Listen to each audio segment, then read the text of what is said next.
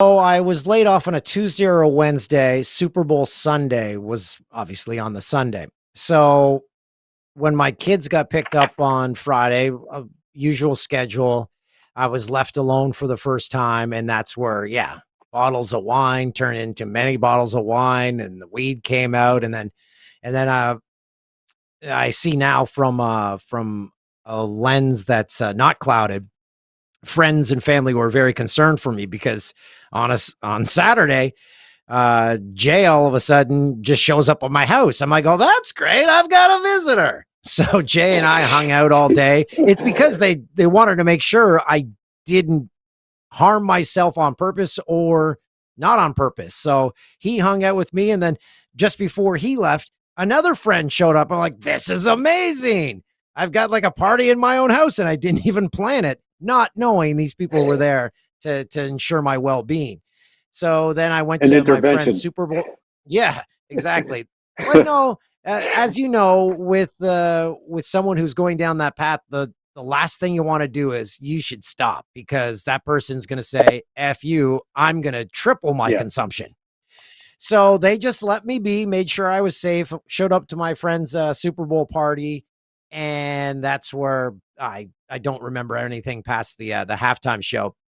And all this time, I'm thinking, okay, I've worked nights for the last 20 years. So when I don't have my kids and I'm not working nights, this is going to be scary. I compare it to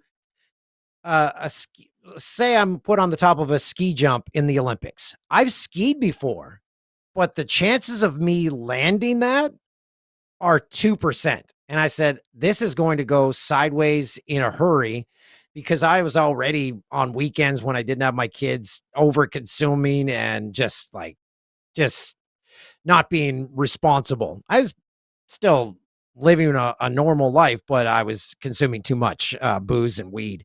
So when I woke up in my friend's house on that Monday morning after the Super Bowl, I had a gash on my head because I'd fallen and hit my head on his fridge, and they were checking on me the entire night. And speaking with them now, they're like, yeah, we were really worried for you. And we did not take our eyes off you.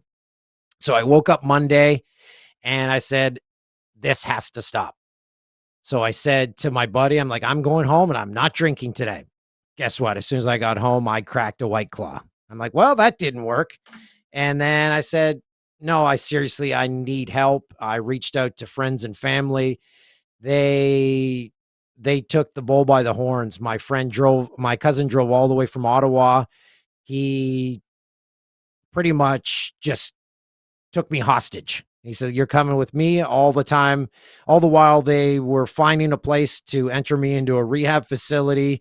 The next day I was in because they knew if they didn't do it quickly that I would find a way to probably get out of it and say, I don't need help. I'm fine. That was just it's not going to be that bad.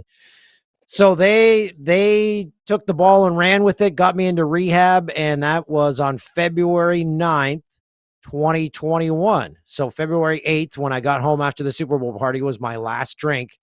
And I told the story on the podcast. So my cousin and I are here emptying out all my booze. And I'm like, well, I'm not going to dump it out. I'll bring it to my mom's because we were passing through my hometown on the way to his house. So we go there with all this great bourbon. And I'm like, Mom, we got to do a shot. This is my last ever drink. She goes, I don't do shots. So I forced her to do a shot. I'm like, we're doing it. So we did a shot of bourbon. And now I think back of it, I'm like, oh my God, if I did that right now, I would think I would vomit just the heat going down. So did a shot of bourbon with Mom as my last drink. And yeah, that was the last alcohol I consumed in my life to this point. So February 9th, 2021, February 8th, 2021.